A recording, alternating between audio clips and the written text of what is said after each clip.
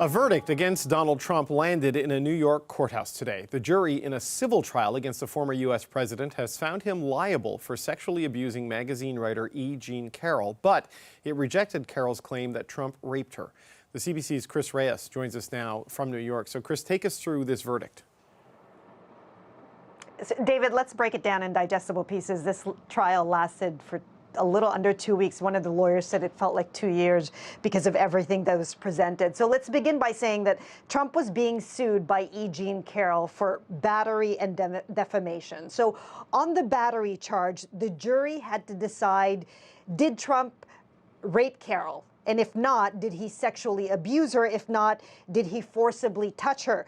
In a unanimous decision, David, the jury ruled that no, Trump did not rape Carroll, and yes, he did sexually abuse her, and that yes, in fact, she was injured as a result of his conduct. And the jury has awarded Carroll on the battery charges damages of about $2 million. So $2 million worth in compensatory damages, $20,000 in punitive damages. Now let's go to the the defamation charge.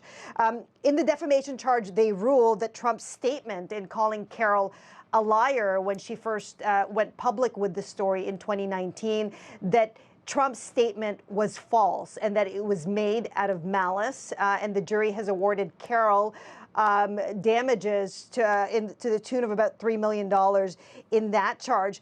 Now, this is notable, David, and no doubt it will be celebrated as a victory by Carroll and her team, even without the rape ruling, because this means that the jury believes Carroll when Carroll claimed that she met Trump at that luxury boutique store in New York City in the mid-90s, and that he led her into a dressing room, and that he sexually abused her, and then he raped her. They at least believe that that incident happened. Even though, and Trump's team made a big deal about this, even though Carroll couldn't remember the date, the exact year, and the exact season. And then subsequently, Trump went on to say that not only did this event not happen, he didn't even know Carroll. He doesn't even go into Bergdorf Goodman, that luxury department store. So at least when it comes to whether this event actually took place and whether there was some kind of sexual abuse in that dressing room, the jury ruled in favor of Carroll.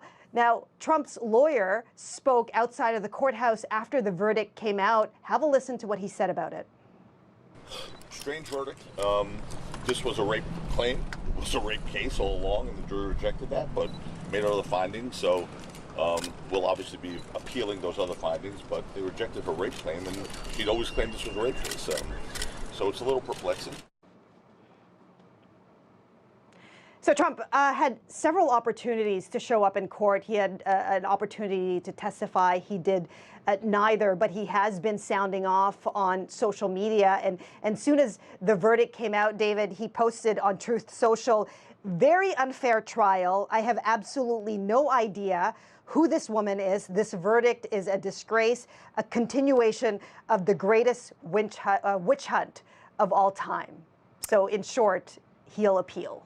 Okay, so Chris, in normal politics, a judgment like this against you, even in a civil court as opposed to a criminal court, would be disqualifying for anybody running for president. Donald Trump defies the laws of political gravity. So what does this mean for Trump and his presidential campaign? Can anybody predict that? I mean, if there's one thing that anybody can agree on, right, David, is the fact that Trump is unpredictable. I mean, what we can all say is this is yet another wild moment in the ongoing drama of his political career. I think we can also expect that he will be, this will be used against him on the campaign trail. But whether that will stick or not, that's the big question. You know, when he announced his presidency, his run for presidency the first time, more than a dozen women came forward with sexual assault allegations, and that did not derail him. But this is the first time that one of those sexual assault allegations went to court. This is the first time that that kind of allegation faced a jury, and now that he's been found liable, I mean, that could make the difference, but it's hard to tell. He's still very popular, and he is the leading Republican candidate for president as we speak. Okay, Chris Reyes in New York, thank you so much.